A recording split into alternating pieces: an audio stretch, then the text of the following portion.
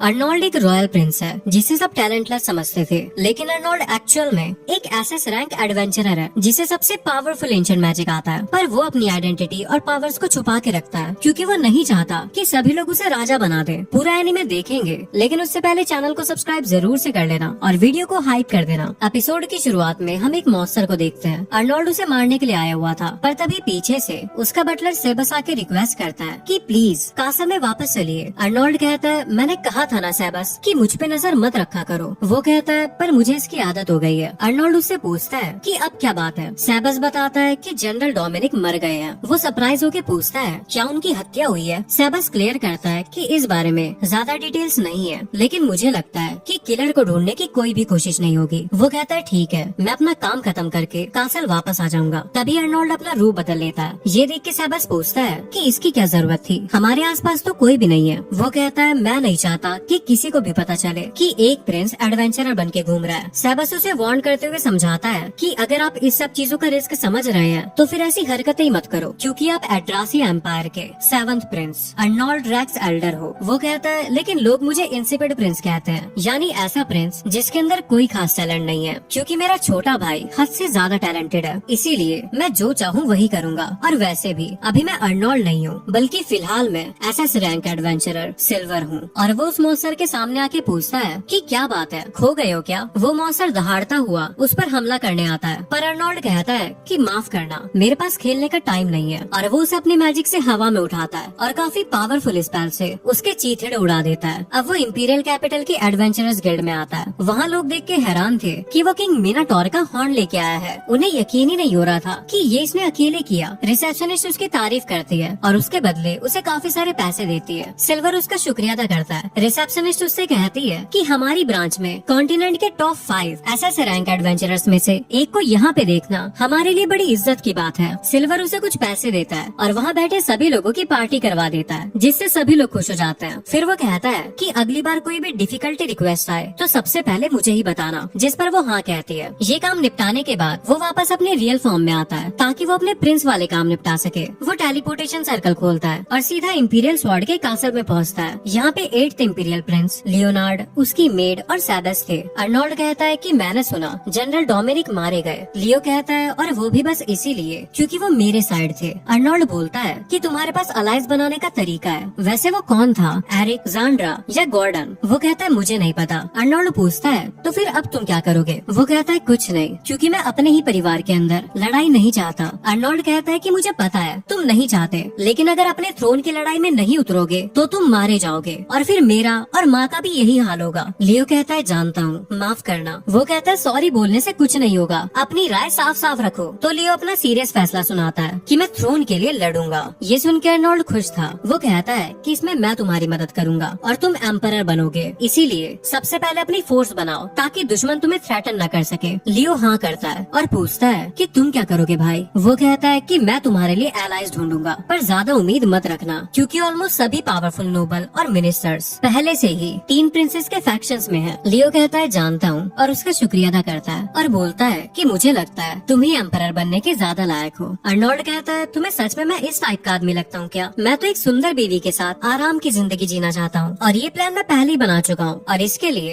Emperor तो तुम्हें ही बनना पड़ेगा। सेबस उससे पूछता है कि आप अपना सिल्वर एसएस रैंक क्लास के एडवेंचरर का रूप रिवील क्यों नहीं कर देते। अर्नोल्ड इसके लिए मना करता है और समझाता है कि मेरे ग्रेट ग्रैंडफादर एंशिएंट मैजिक के पीछे इतने पागल थे कि उनका दिमाग ही चल गया और वो सच में पागल हो गए। तब से रॉयल्टी में एंशिएंट मैजिक को टैबू माना जाता है और मैं उसी एंशिएंट मैजिक का यूज करता हूँ। अगर ये बात लोगों को पता चल गई कि लियो का ट्विन ब्रदर ऐसी चीजों में इन्वॉल्व है तो उसके लिए प्रॉब्लम हो जाएगी, क्योंकि वो एम्परर बनने की कोशिश कर रहा है। सेबस पूछता है, लेकिन सिल्वर को एम्पायर की हिस्ट्री का सबसे पावरफुल एडवेंचरर माना जाता है, तो क्या ये बात लियो के लिए फायदेमंद नहीं होगी। अर्नोल्ड रिप्लाई देता है कि ये लास्ट ऑप्शन होगा, लेकिन फिलहाल लोगों का यही सोचना बेहतर है कि मैं एक बेकार प्रिंस हूँ। वैसे सेबस, क्या ऐसी कोई ड्यूक फैमिली बची है जो कि थ्रोन की लड़ाई में नहीं है। सेबस बताता है कि सिर्फ एक है, क्लेनेट हाउसहोल्ड। अर्नोल्ड बोलता है, ये तो तुमने काफी बड़ा नाम बताया, इनके ऐसे टाइम में चुप रहने की कोई तो वजह जरूर होगी। सेबस एक्सप्लेन करता है कि उनकी टेरिटरी में कुछ मुसीबतें चल रही है, मॉन्स्टर्स इन्वेड कर रहे हैं और वो लोग अभी तक इसका सॉल्यूशन नहीं निकाल पाए। अर्नोल्ड सजेशन देता है कि अगर हम ये कहें कि लियो ने उन मॉन्स्टर को खत्म करने के लिए सिल्वर को भेजा है तो वो हमारे कर्जदार हो जाएंगे। सेबस समझाता है कि अगर उन्हें पता चल गया कि प्रिंस प्रिंस लियो के पास एसएस क्लास एडवेंचरर को भेजने की ताकत है तो वो सतर्क हो जाएंगे और इससे आपका और सिल्वर का कनेक्शन भी एक्सपोज हो सकता है। अर्नोल्ड कहता है होने दो सतर्क, क्योंकि जब उन्हें पता चलेगा कि एसएस रैंक सिल्वर इन्वॉल्व है तो दुश्मन अपनी चाल चलने से पहले भी 2 बार सोचेंगे। और वैसे भी अगर मैं सतर्क रहूंगा तो सिल्वर की आइडेंटिटी खुलने का कोई इशू नहीं रहेगा। सेबस कहता है लेकिन याद रखना, आइडेंटिटी खुद से अनाउंस करने और एक्सपोज होने में बहुत फर्क है। वो कहता है मुझे पता है, चलो अब मैं ड्यूक से मिलने जा रहा हूँ और ये सीक्रेट काम मेरे भाई के लिए है। सेबस कहता है कि केयरफुल रहना, क्योंकि ड्यूक क्लेनर्ड की बेटी ब्लाउ मूव है। वो पूछता है कि वही ना जिसे उसके फादर ने ब्लू गर्ल हेयर पीस दिया था। सेबस बताता है कि वो बहुत ही खूबसूरत लड़की है, इसीलिए उसके ऊपर लट्टू मत हो जाना। वो कहता है मुझे बहुत दिन हो गए देखते हुए, तुम्हें हर बात पे मुझे लेक्चर देना जरूरी होता है क्या? सेबस कहता है ये तो मेरी ड्यूटी है। अब अर्नोल्ड अपना मास्क पहनता है और कहता है बाकी काम तुम संभाल लेना, और टेलीपोर्ट हो जाता है। उनके मेंशन पे पहुँच के सिल्वर गेटकीपर से बोलता है मैं सिल्वर हूँ, मुझे ड्यूक से मिलना है। गेटकीपर बोलता है तुम सिल्वर हो? मुझे हंसी आ रही है, क्योंकि अगर इतना बड़ा आदमी आने वाला होता तो मुझे एडवेंचरर गिल्ड से पहले ही पता लग जाता, इसलिए फालतू मजाक बंद करो और घर जाओ। सिल्वर अपना कार्ड दिखाने लगता है। वो कहता है कार्ड दिखाने की कोई जरूरत नहीं है, तुम यहाँ से निकलो क्योंकि मैं थोड़ा बिजी हूँ। सिल्वर गुस्से में उसे वार्न करते हुए बताता है कि मैं प्रिंस लियो के ऑर्डर पे यहाँ पे आया हूँ, इसीलिए ड्यूक को बताओ कि ये सब करके उसने मुझे और प्रिंस को इंसल्ट किया है। गेटकीपर बोलता है कि मैं क्यों बोलूं, चल अब निकल यहाँ से। सिल्वर देखता है कि ड्यूक की बेटी फिनी खिड़की से उसे देख रही है और वो वहाँ से जाने लगता है। उसे देख के अर्नोल्ड कहता है तो ये है ब्लाउ मूव, ये तो सच में काफी सुंदर है, लेकिन अभी मेरे पास उससे फ्लर्ट करने का बिल्कुल भी टाइम नहीं है। वैसे ब्लाउ मूव नाम से उसे इसीलिए बुलाते हैं क्योंकि उसकी नीली आंखें और ब्लॉन्ड हेयर है। वैसे उसका नाम फिनी है। अब वो वापस आ जाता है। सेबस पूछता है कि आप तो काफी जल्दी वापस आ गए। अर्नोल्ड बोलता है हम तुरंत क्लैनर डोमेन जा रहे हैं। वो पूछता है पर आप अभी तो वहाँ पे गए थे ना, जिस पर अर्नोल्ड क्लियर करता है कि तब वहाँ पे सिल्वर गया था, लेकिन इस बार वहाँ प्रिंस अर्नोल्ड जाएगा और अब ड्यूक को मजबूर होके लियो के सामने गिड़गिड़ाना पड़ेगा। सेबस बोलता है कि आपकी स्माइल में दरिंदगी साफ झलक रही है। अब वो जाने की तैयारी करते हैं, क्योंकि घोड़े से जाने पर भी उन्हें पहुँचने में 5 दिन लग जाएंगे। उसके बाद वो वहाँ पे पहुँच जाते हैं। ड्यूक क्लेनर्ड बोलते हैं मिले हुए काफी समय बीत गया। अर्नोल्ड पूछता है कि हम आखिरी बार कब मिले थे? ड्यूक याद दिलाता है कि आपके 10th बर्थडे के बाद से नहीं मिले योहानस। वैसे बताइए आप मेरे डोमेन में किस लिए आए हैं? अर्नोल्ड कहता है ऑब्वियसली मैं कंपनसेशन की बात करने आया हूँ। ड्यूक सरप्राइज होकर पूछता है कि कंपनसेशन? अर्नोल्ड कहता है कि लियो भी ऐसा नहीं चाहते थे, लेकिन हालातों ने उन्हें मजबूर कर दिया, इसीलिए अगर थोड़ा सा भी ग्रेटिट्यूड फील करते हो तो लियो की मदद करो। ड्यूक कहता है ग्रेटिट्यूड? मैं समझा नहीं, जो भी बात है आप सीधा बोल दीजिए। अर्नोल्ड कहता है कि बेवकूफ बनने की कोशिश मत करो, काफी सारे लोग आपके ऊपर ट्रस्ट करते हैं, इसीलिए लियो ने आपको फेवर दिया और आप उसे इस तरह से लौटा रहे हो। सेबस कहता है योर हाइनेस, लगता है ड्यूक सच में अनजान है। अर्नोल्ड गुस्से में बोलता है कि ये बहाना काफी नहीं है, क्योंकि लियो ने आपके लिए एसएस रैंक एडवेंचरर भेजा था, और वो भी तब जब वो खुद थ्रोन की लड़ाई में फंसे हुए थे, और इसीलिए सिल्वर ने रिक्वेस्ट एक्सेप्ट की। ड्यूक हैरानी से पूछता है सिल्वर? क्या ये वही सिल्वर है? अर्नोल्ड बोलता है हाँ बिल्कुल, और बताता है कि जब लियो को ये पता चला कि आपके यहाँ मॉन्स्टर प्रॉब्लम है, तब उन्होंने सिल्वर से मदद मांगी, और ऐसा सुनने में आया है कि वो टेलीपोर्टेशन जैसे लॉस्ट मैजिक भी यूज कर सकता है, तो ऐसा हो ही नहीं सकता कि वो यहाँ पे ना आया हो। ड्यूक पूछता है क्या ये बात पक्की है? वो गुस्से में बोलता है क्या तुम मुझ पे झूठ बोलने का इल्जाम लगा रहे हो? सेबस कहता है योर हाइनेस, ड्यूक की बॉडी लैंग्वेज से लग रहा है कि वो झूठ नहीं बोल रहे हैं, शायद उन्हें सच में नहीं पता, इसीलिए उन्हें थोड़ा टाइम देते हैं इन्वेस्टिगेशन करने के लिए। अर्नोल्ड कहता है कि मैं सेबस की बात मान के थोड़ा टाइम देता हूँ। ड्यूक सर झुका के कहता है मैं समझ गया, मैं जाके तुरंत इन्फॉर्मेशन गैदर करता हूँ, और वहाँ से चला जाता है। सेबस कहता है आपने तो कुछ ज्यादा ही तमाशा कर दिया। वो कहता है क्योंकि उन्हीं के घर के किसी मेंबर ने सिल्वर को भगाया था, मैंने तो बस जख्म को गहरा किया है, बनाया तो उन्होंने ही था। सेबस बोलता है पर फिर भी ये कुछ ज्यादा ही था। अर्नोल्ड समझाता है कि सभी मछलियाँ साफ पानी में नहीं रह सकती, कुछ को गंदे पानी में भी रहना पड़ता है। सेबस पूछता है तो आपने ये जिम्मा अपने ऊपर लिया है, लेकिन इससे आपको ही नुकसान होगा। वो कहता है कि कोई बात नहीं, बस लियो की रेपुटेशन अच्छी बननी चाहिए, मेरी चाहे कितनी भी बिगड़े मुझे फर्क नहीं पड़ता। सेबस कहता है पर मुझे फर्क पड़ता है, साथ ही आपकी माँ और प्रिंस लियो को भी। फिर ड्यूक अपने बेटे को डांटता है अबे बेवकूफ, क्यों पूरी फैमिली को बर्बाद करने पे तुला है? ड्यूक अर्नोल्ड से माफी मांगते हुए बताता है कि सिल्वर 5 दिन पहले यहाँ पे आया था, लेकिन मेरे बेवकूफ बेटे ने उसे वापस भेज दिया। अर्नोल्ड कहता है तो ये तुमने किया? उसका बेटा एक्सप्लेन करता है लेकिन पापा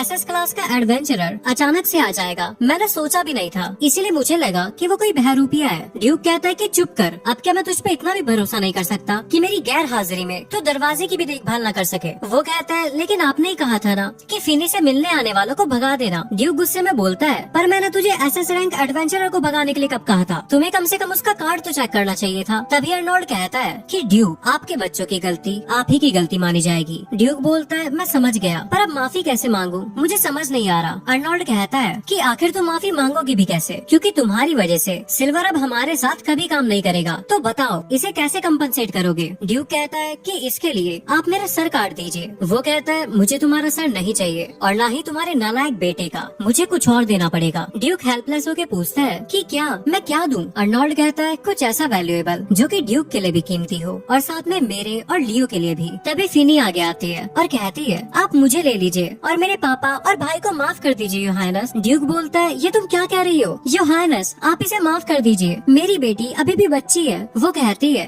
कि जब मास्टर सिल्वर यहाँ पे आए थे तब मैंने भी उन्हें देखा था, अगर मेरा भाई दोषी है तो मैं भी हूँ। उसका भाई कहता है कि मेरी बहन इनोसेंट है, ये सब मेरी गलती है, इसीलिए उसे माफ कर दीजिए। सेबस कहता है योर हाइनेस, जब ड्यूक और उसका परिवार इतना सब कुछ कर ही रहे हैं तो अब आप भी अपना गुस्सा कम कर दीजिए। अर्नोल्ड कहता है अगर इस बार छोड़ दिया तो आगे लॉर्ड बन के रहना मुश्किल हो जाएगा। सेबस समझाता है कि इस इंसिडेंट को शांति से सॉल्व कर लेंगे। वो पूछता है लेकिन सिल्वर का क्या? सेबस बोलता है कि वो एक लॉयल आदमी है और एक बार जो रिक्वेस्ट ले लेता है उसे कभी छोड़ता नहीं। अर्नोल्ड कहता है लेकिन फिर भी क्लेनेट फैमिली ने उसकी इंसल्ट की है। सेबस कहता है कि इसके बारे में हम बाद में प्रिंस लियो से बात कर लेंगे। अर्नोल्ड बोलता है कि लियो तो सबको माफ कर देता है। वो कहता है इसीलिए तो लोग उनके पास आते हैं और उनके बड़े भाई होने के तौर पे उनकी जानकारी के बिना ड्यूक के साथ रिश्ता खराब करना आपकी इमेज को भी नुकसान पहुंचा सकता है। अब अर्नोल्ड मान जाता है और कहता है ड्यूक किसी को सिल्वर को ढूंढने भेजो, मैं उससे बात करूंगा। उसके बाद एक जगह पे आके अर्नोल्ड सिल्वर से बात करते हुए कहता है मैं हैरान हूँ कि तुम अभी भी ड्यूक प्लेनेट के डोमेन में हो। सिल्वर कहता है कि मैंने सोचा ही था कि किसी न किसी को यहाँ पे भेजा जाएगा, लेकिन आपको यहाँ पे देख के मैं भी हैरान हूँ। इंसिपिड प्रिंस फिनी उसे ग्रीट करती है कि आपसे मिलकर खुशी हुई, मैं फिनी वॉन क्लेनेट हूँ। सिल्वर बोलता है ये पहली बार नहीं है जब मैं तुम्हें देख रहा हूँ, बल्कि 5 दिन पहले भी हमारी नजरें टकराई थी। फिनी उससे माफी मांगते हुए कहती है कि हमारे परिवार की बदतमीजी के लिए मैं बहुत शर्मिंदा हूँ। वो कहता है मुझे माफी की कोई जरूरत नहीं है, पर मैंने सुना था कि तुम्हारा परिवार बहुत ईमानदार है और अपने राज्य के लोगों का ख्याल रखता है, लेकिन अब लगता है कि वो सिर्फ नाम की रेपुटेशन है। वो समझाता है कि मौसर से परेशान जगह पे